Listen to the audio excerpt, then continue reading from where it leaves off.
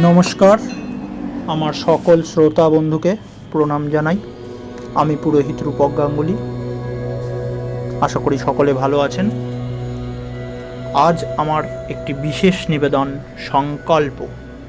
আপনারা জানেন, যে কোনো ধরনের পুজো আচ্ছা, বিয়ে, শ্রাদ্ধা আদি যে কোনো কর্মের জন্য একটি অতি প্রয়োজনীয় জিনিস সংকল্প। সংকল্প ছাড়া কিছুই হয় না। এই সংকল্প মন্ত্রটি কিছুটা জটিল বলবো এই কারণেই, যারা জানে না তাদের ক্ষেত্রে বেশ কিছুটা জটিল জিনিস, আর যারা জানে তারা তো জানেই। এই মন্ত্রটি একটু অন্যরকম। এটা আপনি ওরকমভাবে সাজানো গোছানোভাবে কখনো বইয়ে পাবেন না। এটা স্থান কাল ভেদে আপনাকে মন্ত্রটি তৎক্ষণাৎ তৈরি করে নিতে হবে। কীরকম? ঠিক আছে, আলোচনায় ফেরা যাক। তা সংকল্পের জন্য প্রথমেই কি করণীয়? আপনি আপনার কোষার মধ্যে একটু আতপ চাল নেবেন, একটু গঙ্গা জল নেবেন, একটু কালো তিল নেবেন, একটা হর্তকি নেবেন, একটা ফুল নেবেন, আর একটি কুশের ত্রিপত্র যেটা কোষার মধ্যে থাকে সেটা নেবেন। এই সমস্ত জিনিসগুলি আপনার বাম হাতে রাখবেন, আর ডান হাত দিয়ে বাম হাতটি চাপা দেবেন, মানে কোষাটাকে চাপা দেবেন, দিয়ে আপনি মন্ত্র বলা শুরু করবেন। আচ্ছা, এইবার আপনাকে মাথায় রাখতে হবে মন্ত্রের শুরুতেই আপনি কারোর বাড়িতে, ধরে নেওয়া যাক আপনি কারোর বাড়িতে নারায়ণ পুজো করতে গেছেন। আপনি পুজো করছেন, কারোর জন্য সংকল্প করছেন। যেই ব্যক্তির জন্য সংকল্প করছেন তিনি যদি ব্রাহ্মণ হয়, সেক্ষেত্রে আপনার শুরু হবে বিষ্ণুরাম তৎসদা আদ্যা, এই কথাটি বলে। আর আপনি যেই বাড়িতে পুজো করতে গেছেন দেখা যাচ্ছে সেই ব্যক্তি অব্রাহ্মণ, তবে আপনার মন্ত্রে শুরু হবে নমঃ বিষ্ণুর নমঃ আদ্যা। প্রথম ধাপ কমপ্লিট। দ্বিতীয় ধাপে আপনি চলে আসবেন বাংলা মাসের কোন মাসে আপনি কর্মটি করছেন, পুজো হোক, শ্রাদ্ধ হোক, বিয়ে হোক, কোন মাসে আপনি কর্মটি করছেন। যেই মাসে কর্মটি করছেন সেই মাসটি উল্লেখ করে বলতে হবে সেই মাসই। মানে ধরুন আপনি বৈশাখ মাসে কর্মটি করছেন, তাহলে আপনাকে বলতে হবে বৈশাখ মাসি।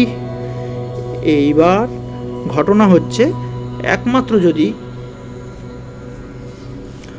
অঘ্রাণ মাসে কোনো কাজ হয়, অঘ্রাণ মাসকে আমরা একটি ভালো ভাষায় বলি মার্গশীর্ষ মাস। অঘ্রাণ মাসের ক্ষেত্রে অঘ্রাণ কথাটা উল্লেখ করবেন না, বলবেন মার্গশীর্ষ। চলে আসছি পরবর্তী পদক্ষেপ। এইবার হচ্ছে পক্ষ। পক্ষের আগে যেটি একটা হয় সেটি হচ্ছে আপনার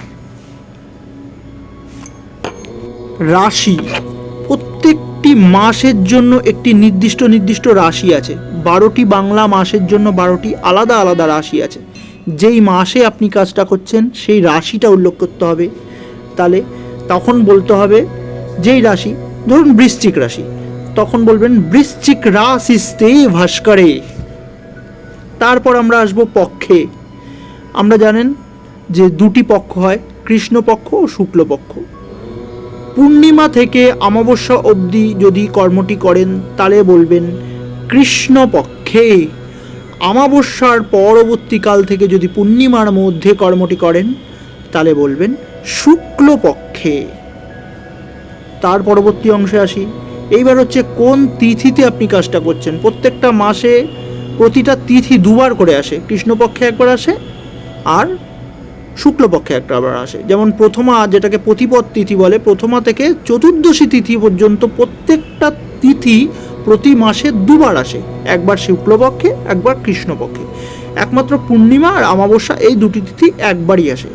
তা আপনি পক্ষ বলার পরে আপনাকে তিথিটা উল্লেখ করতে হবে। ধরুন আপনি একাদশী তিথিতে কর্মটি করছেন, তখন আপনাকে বলতে হবে একাদশী তিথ।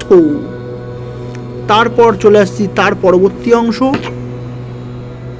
এবার যার নামে সংকল্পটি করছেন তার গোত্রটি অবশ্যই উল্লেখ করতে হবে।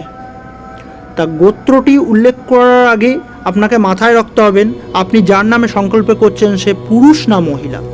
যদি পুরুষ হয় তাহলে গোত্রটি বলার পরে বলবেন গোত্র, আর যদি মহিলা হয় তাহলে আপনি বলবেন গোত্রা।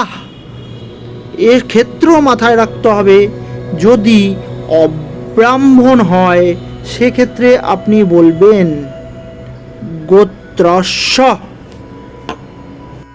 তারপর আপনি চলে যাবেন নামে, যার নামে সংকল্প করবেন তার নাম বলবেন। এক্ষেত্রেও মনে রাখতে হবে আপনি যার সংকল্প করছেন তার নাম বলার পর সে যদি ব্রাহ্মণ হয় তাহলে বলবেন দেব শর্মণা, আর যদি ব্রাহ্মণ না হয় সেক্ষেত্রে বলবেন দাসস্য। আবার যদি ব্রাহ্মণ মহিলা হয় তখন বলতে হবে দেব্যাহ। আবার যদি অব্রাহ্মণ মহিলা হয় সেক্ষেত্রে বলতে হবে দাস্যা। আবার এখানেও আরেকটি বিষয় আছে, অনেক ক্ষেত্রে আমরা যজমানকে নিয়ে পুজোতে বসি।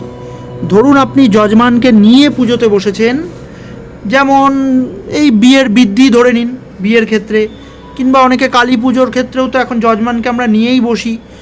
সেক্ষেত্রে যখন আপনি যজমানের মুখ দিয়ে যজমানের নিজের সংকল্প করাচ্ছেন তখন আবার কিছুটা পরিবর্তিত হয়ে যাবে। সেক্ষেত্রে আপনি বলবেন ব্রাহ্মণ ক্ষেত্রে দেব শর্মা এবং অব্রাহ্মণ ক্ষেত্রে দাসা বা দাসী।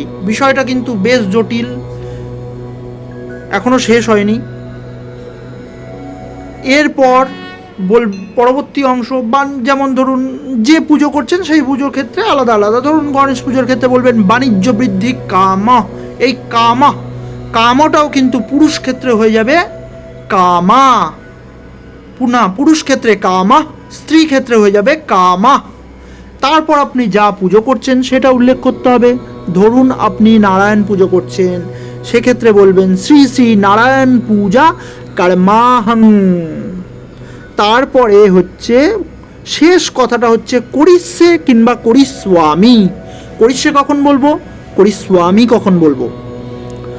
করিষ্যে বলবো যখন আপনি যজমানকে নিয়ে বসেছেন, যজমান নিজের মুখে নিজের সংকল্প করছে, তখন যজমান বলবে করিষ্যে।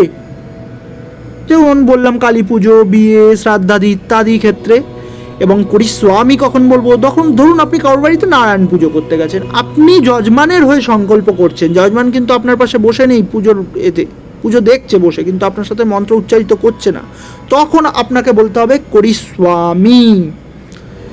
তাই এই সংকল্প বিষয়টা কিন্তু বাকি সমস্ত মন্ত্রের থেকে সম্পূর্ণ আলাদা।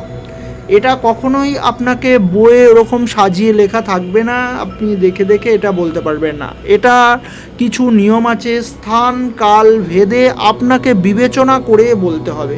পুরুষ না স্ত্রী, ব্রাহ্মণ না অব্রাহ্মণ, কোন মাসে পুজো হচ্ছে, কোন পক্ষে পুজো হচ্ছে, সেই মাসের কি রাশি, সমস্ত বিষয়গুলো আপনাকে মাথায় রেখে বলতে হবে। কোন পক্ষ, এই বিষয়গুলো সমস্ত আপনাকে মাথায় রেখে বলতে হবে। তাই সংকল্প বিষয়টি কঠিন বলবো না, বুঝে গেলে খুবই সহজ, কিন্তু সংকল্প বিষয়টি বাকি পুজোর অন্যান্য অংশের থেকে কিছুটা হলেও আলাদা। ধন্যবাদ, ভালো থাকবেন, শুভরাত্রি।